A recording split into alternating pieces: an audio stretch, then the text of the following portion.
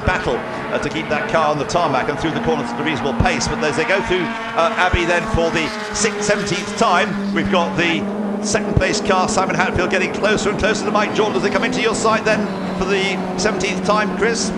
Yeah, on the brakes, and it's clearish at the moment for the race leaders. There's going to be a lot of traffic as well on the next lap. Trying to go around the outside though. On the way into the loop is the number 1 car of Simon Hatfield. Can't find a way through.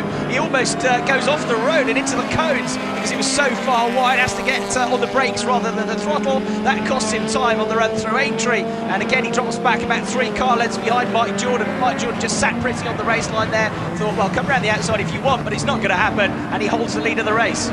Into Brooklands, Neville, here they come. Yes, put him on the grass, that was the sensible thing. Yes, quite, absolutely. And he was struggled back again. He has struggled back again. He's right on his tail, 3 wheels on his wagon, cocks up the front wheel, and now tries on the other side. As they come out comes the tail, snaps, corrected. That lost him just about a car's length. Have another go. Well, might be, might not.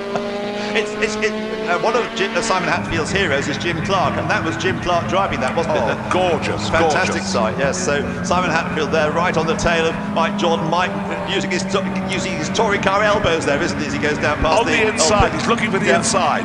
Yeah, he doesn't get through. It's nearly side as they come out of the corner. They're nearly side by side. Here they come. It's just like the first race, the Formula Juniors. Here come the Cortina side by side into your side. Then, Chris. Absolutely fantastic. 3/4 of an hour of racing, and there's nothing to separate the top two. But Mike Jordan has still got his nose in front, and with all this fighting as well, Richard Shaw is doing a brilliant job to hang on to the tail of him. And Simon Hatfield dives through, doesn't he? Yeah, just on the inside, but he goes wide on the exit to Beckett's. Back around the outside into Chapel goes Mike Jordan. Well, he's used to all this from his touring car days, isn't he?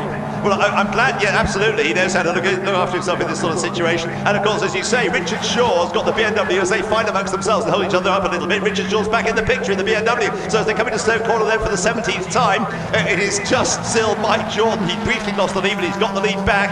His smoother style, dare I suggest, is what's helping him here, despite being one of those rough and tumble Tory car drivers. So Mike Jordan leads into Club Corner for the 17th time. We've got 3.5 minutes to go, so we're going to get 2 more laps, I think, out of this. So the lap they're about to start and 1 more after that. So Mike Jordan, can he hang on for another 2 laps? He goes very wide coming out of Club Corner. He goes so wide that he's almost passed on the inside as they come out of the corner and come up past the pits by Simon Hatfield, but he still has the place. So as they come in, and Simon Hatfield dives for the inside line as they go to Abbey, but he can't get through. So it is still just Mike Jordan in front. Simon Hatfield is there, and Richard Shaw watching and waiting to see what happens. We hear the 2 Cortinas. They're back with you, Chris. They are absolutely on the limit as they come out of farm. They're on the curbs, they're locking brakes, and now a lock-up by the number 77 car of Jordan, and around the outside of him comes number 1 Simon Hatfield. That was a mistake on the way into Village because they were so quick coming out of farm, and now getting on the grass coming out of the loop is Simon Hatfield. So back into the lead goes Jordan. He puts 2 wheels on the curb, and watch Richard Shaw absolutely sideways as they get on the throttle. I tell you what, take a deep breath there because you're about to be attacked up at Brooklands. Yes, this is going to end up in a crying match, I'm quite certain of it, but you've moved the start and finish up by Huey, and I still get a start and finish. Just moved it down there. We get 2 of them now. One at Woodcote, 1 down there. But you've got Hatfield back in front. Yes, Hatfield back in front. Basically, it isn't going to finish there. I'm quite certain of this. There's the BMW tucked on the tail there.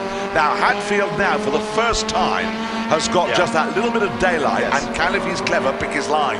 Yeah, as Chris described, he made that little mistake coming when he got the lead, coming out through Aintree, it was, onto the Wellington Straight. But now he's got, with that flapping bonnet, you can distinguish that car as it heads. Thanks to the flapping bonnet, it helps to sort out the 2 Cortinas. So coming through Cops Corner, just lapping the Alpha Julia TI Saloon there, is the leading car. But I think Mike Jordan's coming